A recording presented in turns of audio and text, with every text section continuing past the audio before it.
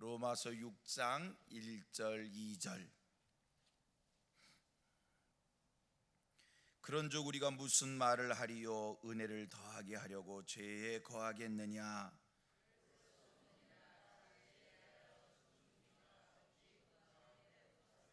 아멘.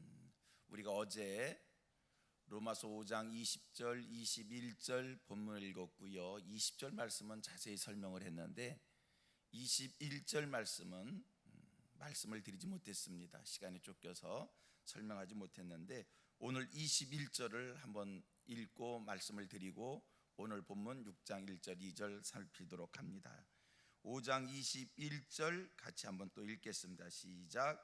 이는 죄가 사망 안에서 왕노릇한 것 같이 은혜도 또한 의로 말미암아 왕노릇하여 우리 주 예수 그리스도로 말미암아 영생을 이르게 하려 함이라. 아멘. 여러분, 이 말씀이 무슨 말씀입니까? 한 번 더 읽어볼까요? 제가 읽겠어요. 이는 죄가 사망 안에서 왕노릇한 것 같이 은혜도 또한 의로 말미암아 왕노릇하여 우리 주 예수 그리스도로 말미암아 영생에 이르게 하려 함이라. 무슨 말씀입니까? 죄가 사망 안에서 왕노릇한 것 같이 죄가 사망 안에서 왕노릇한다. 여러분, 오늘 이 세상에 죄가 있습니다. 죄가 사람을 다스립니다. 죄가 있는 세상, 죄가 사람을 다스려요. 죄의 다스림을 받으면 우리 인생들은 이 죽음에서 자유할 수 없습니다. 죄는 지금 죽음을 가지고 사람들에게 왕노릇하고 있습니다.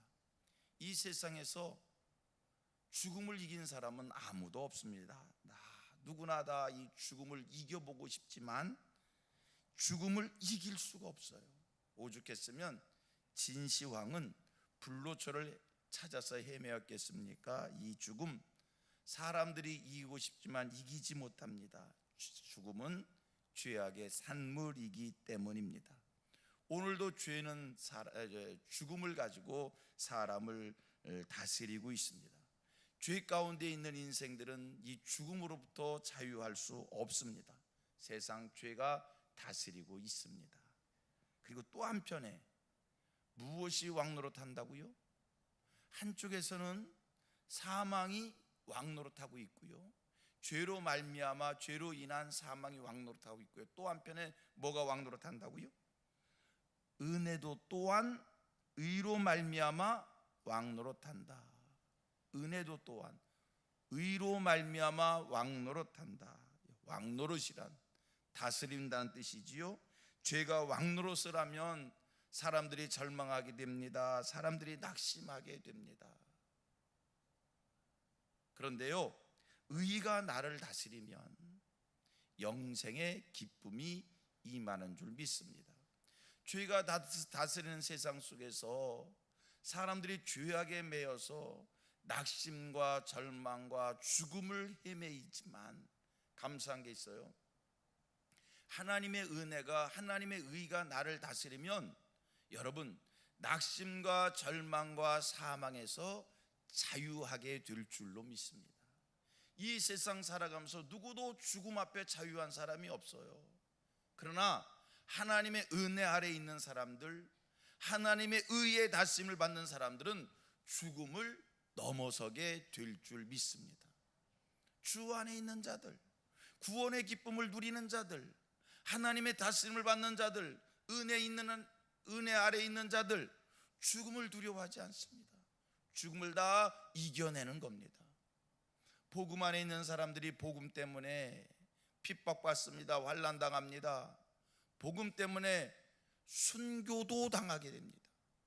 그런데요, 복음을 가진 사람들은요, 이러한 죽음의 핍박이 와도, 죽음의 두려움이, 세상 사람이라면 두려움이죠, 죽음의 두려움이 밀려온다 할지라도 복음 안에 있는 사람들은요, 눈 하나 깜짝하지 않고 찬송하며 영광스럽게 그 죽음을 받아들입니다. 죽음을 넘어선 겁니다. 의가 나를 다스렸기에 하나님의 은혜가 죽음을 이기게 된 줄로 믿습니다. 이 세상에서 인간에게 가장 큰 고통이 있다라고 한다면, 이 세상에서 인간들이 가장 두려워하는 것이 있다라고 하면 그건 죽음입니다. 그런데요, 하나님의 은혜는 이 세상에 가장 두려운, 가장 고통스러운 것을 이겨내게 합니다. 하나님의 은혜로 세상을 이기시는 하늘 백성들 되기를 주님의 이름으로 축복합니다. 이게 구원의 기쁨입니다. 이게 구원의 감격입니다. 하나님의 은혜 아래 있으면 이 세상의 그 무엇이 나를 두렵게 하지 못해요. 다 이겨낼 수 있는 거예요. 오늘 여러분들의 고통이 뭡니까?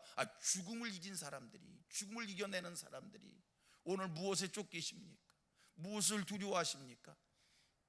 은혜 아래 있으면, 하나님의 다스림을 받으면 그 모든 것을 이겨내게 될 줄 믿습니다. 할렐루야, 아멘. 이제 6장 1절과 2절 말씀인데요, 이 6장 1절과 2절 말씀을 보면 두 가지를 그냥 쉽게 고백할 수 있어요. 역시 성경은 진짜 성령의 감동으로 기록된 것이다. 또 하나, 성령의 감동을 받아 성경을 기록한 바울 사도, 이분은 진짜 지혜가 하늘에 닿은 역시 가마리엘 문화생이다, 이런 감탄을 받을 수밖에 없어요. 여러분, 우리가 5장 20절, 어저께 살폈던 5장 20절 말씀을 보면서 우리가 의아하게 생각할 수 있는, 궁금하게 생각할 수 있는, 오해할 수 있는 그런 말씀이 5장 20절 말씀입니다. 여러분, 5장 20절 말씀이 뭡니까? 무슨 얘기? 죄가 더한 곳에 은혜가 더욱 넘쳤나니, 이런 말씀이 있어요. 죄가 더한 곳에 은혜가 더욱 넘쳤다. 이 말씀을 문자대로 이해하면 우리가 큰 오해를 하게 돼요. 죄가 더한 곳에 은혜가 넘친다? 그럼 우리가 은혜를 받기 위하여, 더 큰 은혜 아래 있기 위하여 죄 가운데 있어야 되는가? 죄를 많이 지으면 지을수록 은혜가 더 많아진다는 이야기인가? 이런 오해가 생길 수 있어요. 그런데 사도 바울 그 말씀을 주고 난 다음에 인간들이 오해할 수 있는, 인생들이 성경을 잘못 이해할 수 있는 그 부분을 누가 질문해서가 아니라 그 부분을 당신이 직접 집어서 그 말씀에 대해 오해하지 않도록 풀어 설명하는 것을 보면, 역시 성경은 성령의 감동으로 기록했기에 이렇게 구체적이구나, 이렇게 치밀하구나, 이런 깨달음을 받는 거고요. 또 하나, 성령이 감동하셔도요, 인간이 가지고 있는 능력을 동원해서, 인간이 가지고 있는 지혜를 동원해서 성경을 기록하는 것이기에 사도 바울의 지혜가 참 탁월하구나 라고 하는 것을 깨닫게 됩니다. 은혜가 더한 곳에, 죄가 더한 곳에 은혜가 더욱 넘쳤다. 사도 바울, 아까 말씀한 걸 제가 반복합니다. 그러면 은혜를 누리기 위하여 죄 가운데 있어야 되는가? 죄를 많이 져야 되는가? 이런 오해할 수 있는 우리들에게 성경이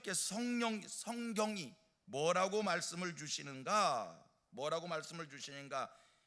그럴 수 없다라는 겁니다. 할렐루야. 본문 2절 말씀을 같이 보도록 합니다. 2절입니다. 2절 제가 1절 읽으면 여러분들이 2절 읽습니다. 그런즉 우리가 무슨 말을 하리요? 은혜를 더하게 하려고 죄에 거하겠느냐?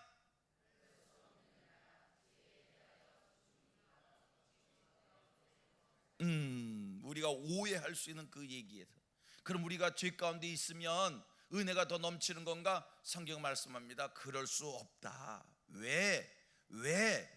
이미 구원 얻은 자는 죄에 대하여 죽은 자이기에 죄 가운데 거할 수 없다, 이 말씀을 주고 있습니다. 자, 여러분들 구원받은 자들이시지요?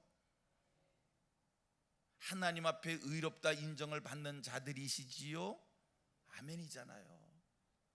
하나님을 아버지로 고백하는 하나님의 자녀들이시지요? 아멘입니다. 구원받은 자의 특징이 뭔가? 하나님의 자녀된 자의 특징이 뭔가? 하나님 앞에 의롭다 인정을 받는 자들의 특징이 뭔가? 기억하세요. 기억하세요. 구원받은 자는 죄에 대하여 이미 죽은 자들입니다. 저와 여러분들은 죄에 대해서 죽은 자입니다. 이 말씀이 마음에 새겨지기를 축복합니다. 저와 여러분들은 죄에 대하여 죽은 자입니다. 한 번 더 말씀할까요? 저와 여러분은 죄에 대하여 죽은 자입니다. 여러분, 죽었다. 죽음이 뭐예요? 죽음의 특징이 뭐예요? 반응이 없는 거예요. 죽은 사람 앞에서는요, 아무리 꽹과리를 쳐도 반응이 없습니다. 죽은 사람은요, 아무리 가서 잡아 흔들어도 반응이 없는 겁니다. 죽은 사람 꼬집어도 반응이 없습니다. 그게 죽은 거예요. 사람이 딱 기절했어요. 그러면 이 사람이 죽었나 살았나 뭘 가지고 우리가 판별합니까? 죽었나 살았나 잡아 흔들어 봅니다. 꼬집어 봅니다. 반응 없어요? 뭐라고 얘기합니까? 죽은 거예요. 저와 여러분들은 죄에 대하여 죽은 자입니다.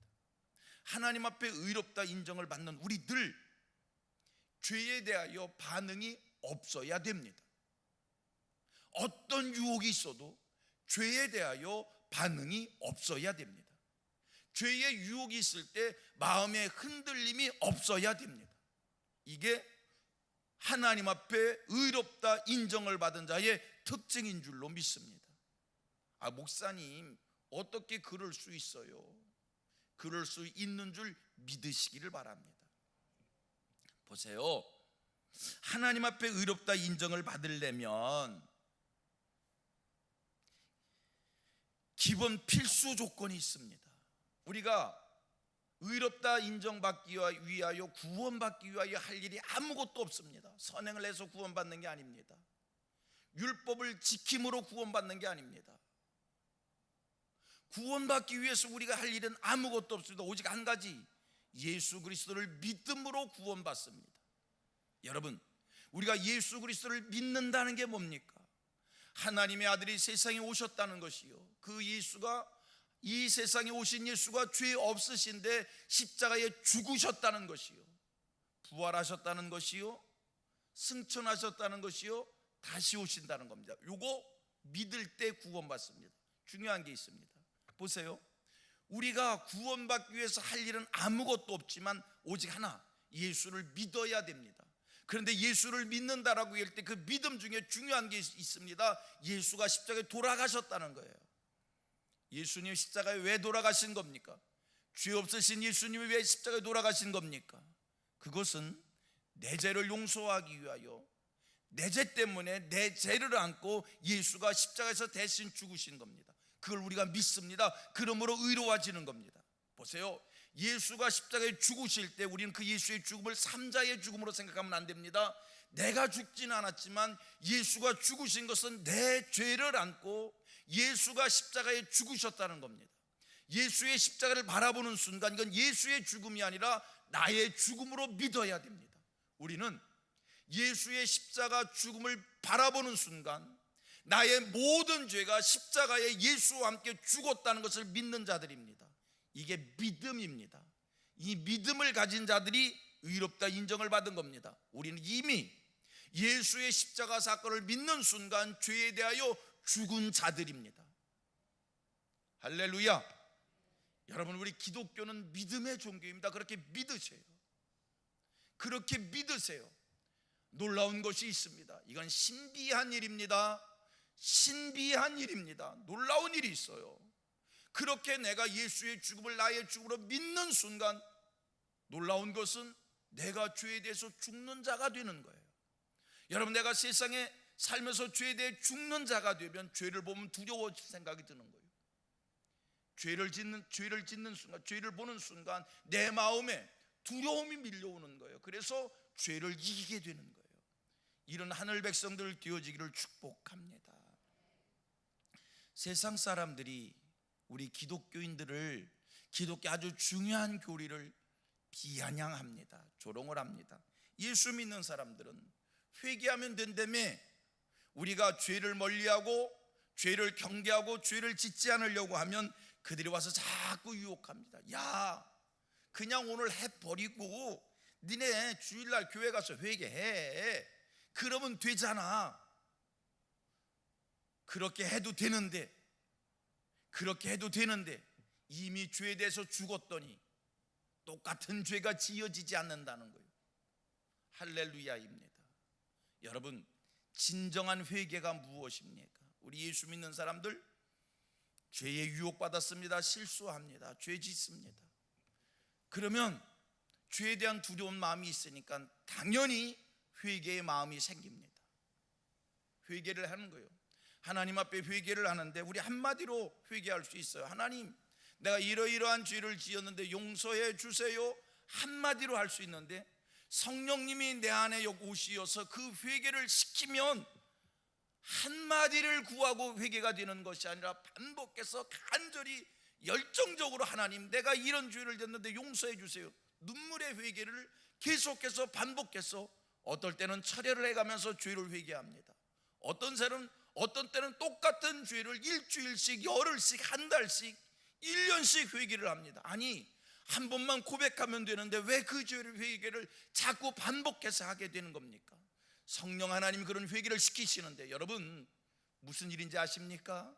우리는 언제까지 회개를 하는 거냐? 한 번만 회개하면 되는 것을 우리는 왜 이렇게 반복해서 언제까지 회개를 하는 거냐? 내 죄가 하나님 앞에 사함받은 믿음이 생기면 놀라운 변화가 생깁니다. 똑같은 환경, 똑같은 자리에서 똑같은 유혹을 받았을 때 그 죄를 이기게 된다는 거예요. 눈 하나 깜짝하지 않고 똑같은 죄를 반복하지 않은 능력이 생기는 거예요. 이게 죄에 대하여 죽는 겁니다. 이런 은혜를 하나님이 주시는 겁니다. 대충 회개하지 마세요. 성령의 감동을 받아 성령의 하게 하심에 따라 간절한 회개를 하세요. 그리하면 죄에 대하여 죽는 자가 돼서 똑같은 죄를 반복하지 않게 된다는 거예요. 회개했다는데 왜 똑같은 죄를 똑같이 반복하고 있습니까? 회개했다는데 어저께 지은 죄를 왜 오늘 또 하고 있습니까? 내일 또 왜 그 회개를 한 겁니까? 그건 어제 회개를 한 게 아니에요. 간절한 회개, 진정한 회개, 성령이 시키시는 회개를 하면 내 육체가 그 죄에 대하여 반응이 없게 만드신다는 거예요. 이런 회개, 그게 죄에 대하여 죽는 겁니다. 오늘 저와 여러분들이 바른 신앙이 들어와 바른 경건의 자리에 머물 수 있게 되기를 축복합니다. 지금 사도 바울이 계속 말씀을 주는 게 있어요. 뭐냐면 지금 바울 사도가 첫 번째 설명을 하고 두 번째 단계의 설명을 계속하고 있는 거예요. 첫 번째는 우리가 의로워지는 것은 하나님의 은혜이다. 의로워지기 위해서 우리가 할 수 있는 거 아무것도 없다. 그 얘기를 하고 난 다음 두 번째 단계에서 바울이 설명을 주고 있습니다. 의로워진 자가 하나님 앞에 의롭다 인정을 받은 자의 그 다음 단계가 뭐냐? 첫째, 하나님과 화목하는 거다. 행함이 따른다. 그리고 오늘 얘기합니다. 죄에 대하여 죽는 자가 된다는 겁니다. 구원받은 자의 합당한 삶이 오늘 저와 여러분들에게 이어지게 되기를 축복합니다. 구원 받으셨습니까? 하나님의 자녀입니까? 의로워진 자입니까? 입으로만 구원받았다고 얘기하지 말고 구원받은 자에게는 이런 은혜가 임합니다. 첫째 뭐라고요? 하나님과 화목하게 됩니다. 하나님의 말씀에 따라 말씀에 이끌림받아 말씀대로 사라지는 은혜가 임하게 되어집니다. 죄에 대하여 이기는 자들이 됩니다. 죄의 유혹을 이기는 자가 됩니다. 이게 의로워진 자의 특징입니다.